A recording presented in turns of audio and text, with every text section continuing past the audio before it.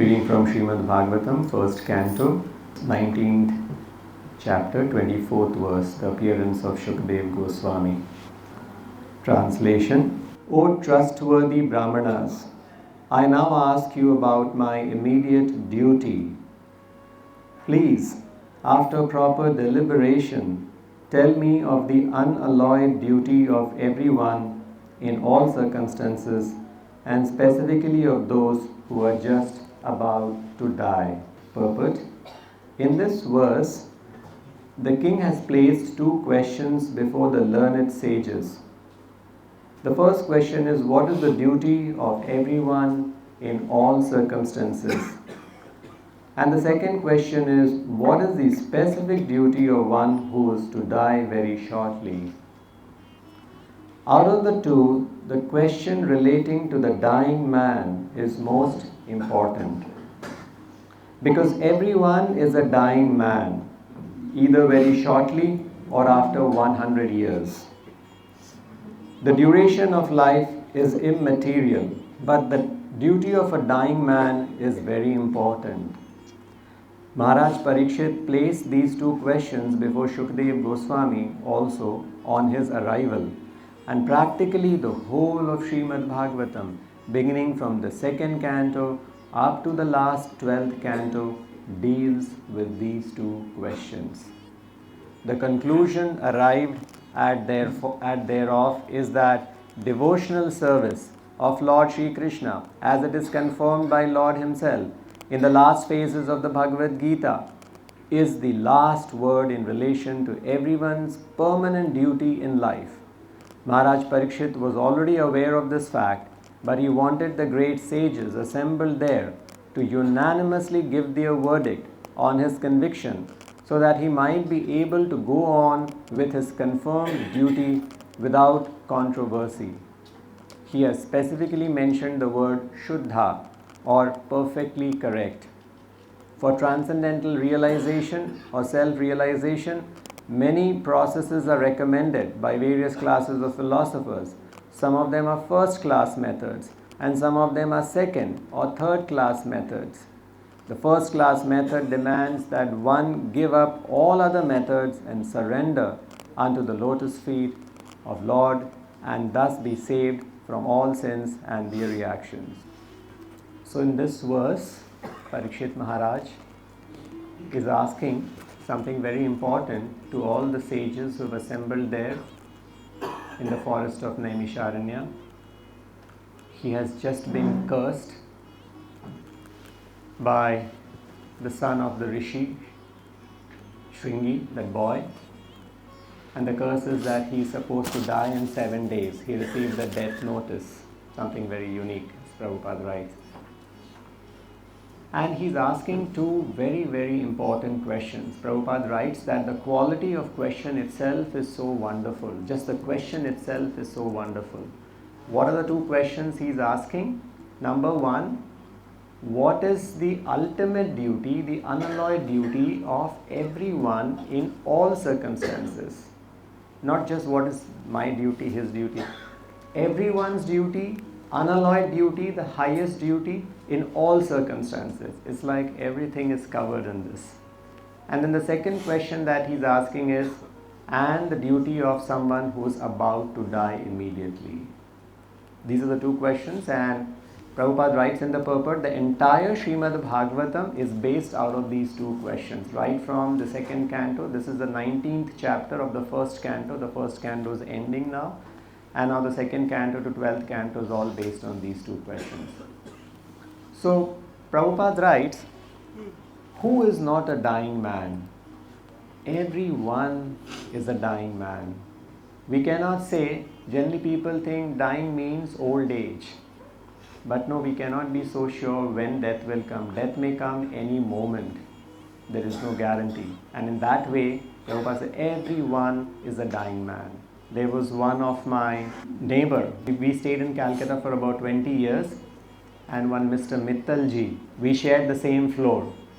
We were next door neighbors. We used to spend time there. They used to spend time. I knew them very well. So just not long time ago, but very recently I got a news about him that he passed away. And it was very shocking how he passed away. He was a very hale and healthy man, very nice person, very gentle.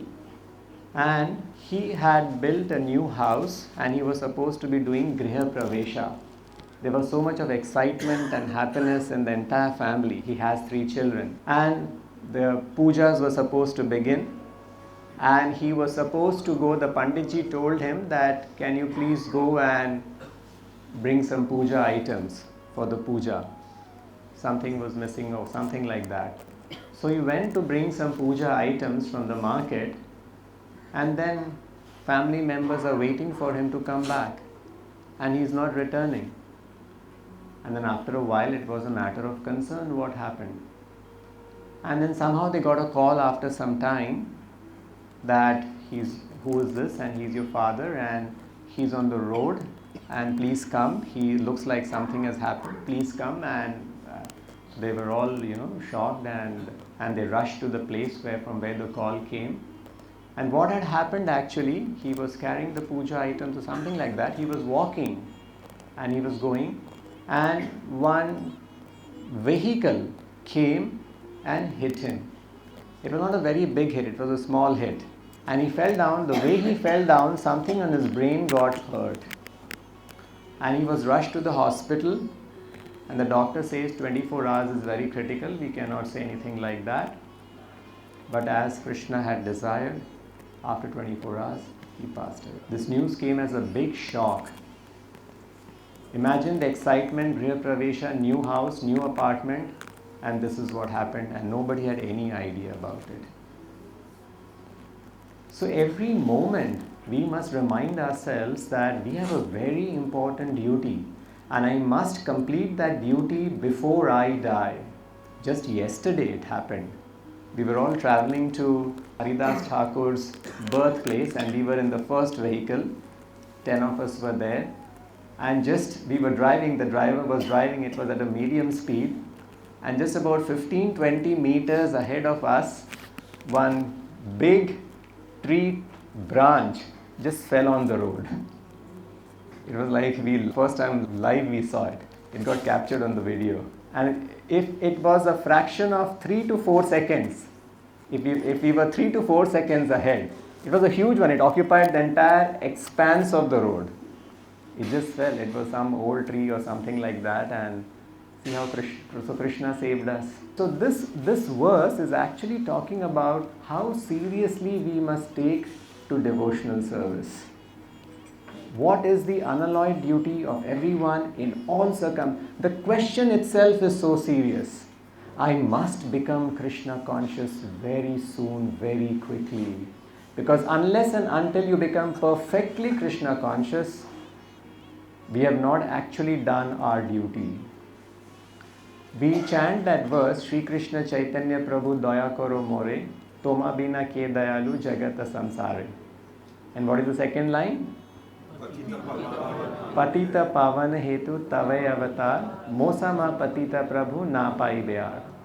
So we sing this every day, and then we say, we offer a prayer to Krishna that Krishna, I am the most fallen, and since I am the most fallen, my claim is first on being delivered. Please claim me. I am the most fitting candidate for being delivered, and then your name as Patita Pavana will be truly glorified. We pray like that. Prabhupada in one place writes something more than this. Yes, we can pray. Definitely we should pray that I am the most fallen, so my claim is first. But then, in what should be our mood and what should be our consciousness of praying and our practice of devotional service? So Prabhupada quotes these 2 lines, and then soon after that he writes, but one must be very serious and sincere. It is not that, yes, it's good to pray that I am the most fallen and so please deliver me first. But we should be very sincere, very serious, and then Krishna will deliver us he will purify us from all contamination surely and certainly. So actually, if we read Srila Prabhupada's books, we will get this sense. This sense should be absorbed from Srila Prabhupada. Srila Prabhupada's life itself he's a living example of how serious and sincere he was. Writing books, midnight, 12 o'clock, getting up at 4 o'clock. You see the seriousness and how serious Prabhupada was in spreading Krishna consciousness. With just 40 rupees, he's trying, he's struggling, he's endeavoring. And all over his lectures, all over his books, Prabhupada is giving this impression to us that we must be very serious and sincere. There's one, recently I read one line, so just to give you a sense of how Prabhupada through his teachings is stressing about seriousness and sincerity. So this is one line which talks, and like this you can find innumerable lines. We practice devotional service, as practice of devotional service is the means to attain perfection. So there are three words here. Practice of devotional service is the means to attain perfection. Now for each of these three words, one more word has been added. We must practice intensive devotional service, not just devotional service. And intensive devotional service is the only means to attain final perfection in Krishna consciousness. So look at the word. Intensive devotional service is the only means for final perfection of Krishna consciousness. So we all have to go that final perfection. Even if we are 99.9% Krishna conscious, there is no going back to Godhead. We have to be 100% Krishna conscious. And that is why the reply to these two questions, what is the answer that Shukdev Goswami is giving? Tasmad ekena manasa. Tasmad, okay, there are many verses, but this is exactly, there are Tasmad, so Tasmad Bharata Sarvatma, read that.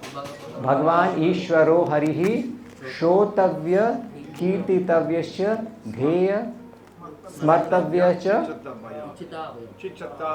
Achita Bhayam. So, and actually there are many verses, and one more place. So this is one verse where he's talking about Tasmad Bharata Sarvatma, Sarvatma, everyone, Bhagavan Ishwaro Harihi. And what they should do? Hear, chant, remember, worship. And in another place, Shukdev Goswami is saying, Tasmad ekena manasa, Bhagavan Satvatam Patihi, Shotavya Kirtitavyascha Dheya Pujaschcha Nityada.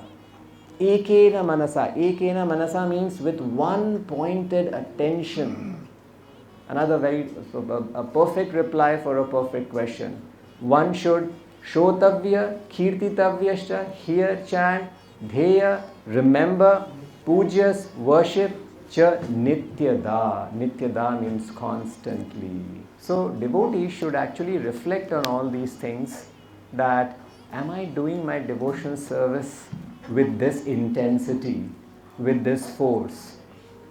In another place, Prabhupada writes, we should not be doing devotional service casually, but we should be doing devotional service seriously, constantly. So this Gaura Mandal Parikrama that we are all out, it's an opportunity for us during these 20 days to actually engage in this intensive practice of devotional service. Because ekena manasa, it is sometimes, because we are still conditioned, we are not on that stage where we can practice this 24 hours, but at least these 20 days that we have, we should take this opportunity, remember these instructions and make the best use of this opportunity that is there, that I must at least for these days, Shotavya, Kirtitavyasya, Dheya, Pujas, Cha Nityada, Ekena Manasa, all these things can be practiced. It is not very difficult. It is just that we need to be in that consciousness. We must keep reminding ourselves of these instructions and pray to Srila Prabhupada that Srila Prabhupada, please help me. I wish to do. So before we get into this mood, first a desire should be there. And a prayer, a heartfelt prayer should be there that yes, Prabhupada, I want to do like this. I am unable to do like this. And please help me. And So when Prabhupada sees that a devotee is very sincere and very eager in becoming like that, we will be blessed with this opportunity. So, like yesterday we were there in such a wonderful place, Haridas Thakur Samadhi and Bhajan Kutir and the appearance place, and we saw that tree also. It was so much different. So it all these this is a very one. I'm realizing now after coming here, that what a wonderful. We have read so all these pastimes in CC and different places of Prabhupada. But when you come here and you be in that place, I'm sure all of you have this experience. Some of you shared also. It is so much different from just reading. It is giving us this intensive practice of devotional service. Actually comes so easily. So we should be grateful to Prabhupada, be grateful to all the devotees who have organized this, because so nicely it is coming, so easily it is coming, and so yesterday we read that story of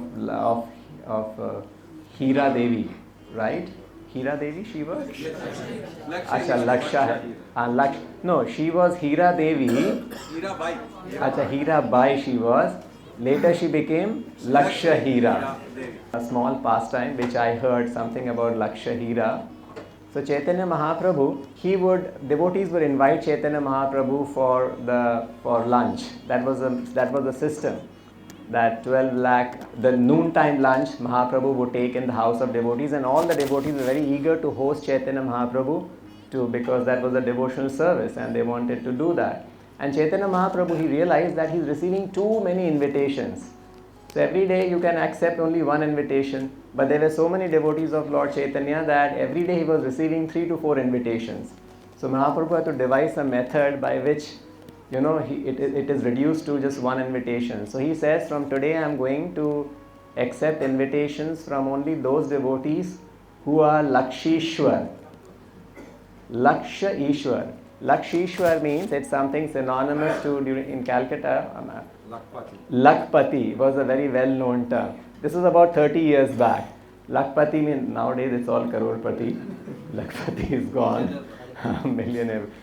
So Lakpati means you possess a lakh of rupees. You can imagine what a Lakpati would be during Chaitanya Mahaprabhu's time. But there were Hiranya and Govardhan Majumdars were there like that. So Mahaprabhu says, from today I'm going to accept invitation only from these people. So everybody thought, oh my God, Lakpati. None of them were Lakpati. They were all very simple devotees. Kola Vecha Sridhara, you know what he was. So they thought that, okay, from today then we can't host Mahaprabhu because that's the condition that he has placed. And then Mahaprabhu said something. He was actually basically trying to stress upon intensive devotional service. He said, no, Lakshishwar means Ishwar, means the Lord of 1 lakh, not 1 lakh rupees. You should be possessing not 1 lakh rupees, you should be possessing 1 lakh holy names every day. So, and this is what Gaudiya Math was actually. They were chanting 1 lakh holy names every day. 64 rounds. And actually if you see Srila Prabhupada also in the initial days, he told you chant 64 rounds. And that is why our rule is 16 rounds minimum. That word minimum is there. So all these things when you read and hear, it is actually stressing on this word intensive practice of devotional service. And this is our duty. Only duty for everyone in all circumstances. In one place, Srila Prabhupada is saying, very directly is pointing out, except chanting, a person has no other duty.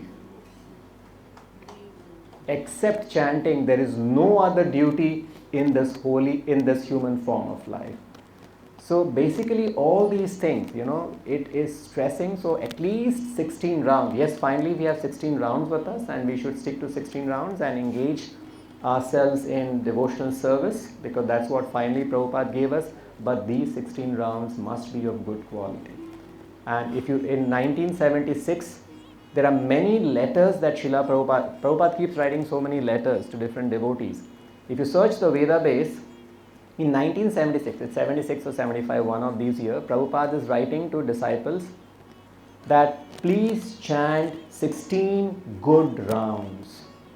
And if you search on this 16 good, he's not saying please chant 16 rounds. He's stressing something. Chant 16 good rounds. So we should ask ourselves, am I chanting good rounds? And he doesn't write this to one disciple. In 1 year, he writes about 16 letters. In all the 16 letters, this line is repeating. Please chant 16 good rounds. So our prayers to Srila Prabhupada, and this should be a prayer to all the Leela Sthalis that we visit today, that Chaitanya Mahaprabhu, today we are going to Rup Sanatan, place where they did the bhajana. Let us offer this prayer. I'm sure all of you are offering that. Please help me in doing, chanting good rounds and doing intensive practice of devotional service so that we become more serious and become perfect before we meet our last phase. Thank you. Anybody wishes to say something? I want to say just on the 16 rounds, good rounds. Yeah. The Prabhupada said that 16 rounds, good rounds means you chant them all in one go. Okay, very good. You chant them all in one go, because that is good rounds. Okay. If you chant the rounds, here one, here two, there, three there, by the time it's evening, you just want to chew them up and go to sleep. Good, very nice. If we can chant our rounds all together, 16 rounds, the whole day would be a completely different day. I have also realized this, and I'm sure many devotees would have also realized it. Yes, all in one go, and that's a good definition of 16 good rounds. Yes. Srimad Bhagavatam ki, Srila Prabhupada ki, Jai Gaura Mandal Parikrama.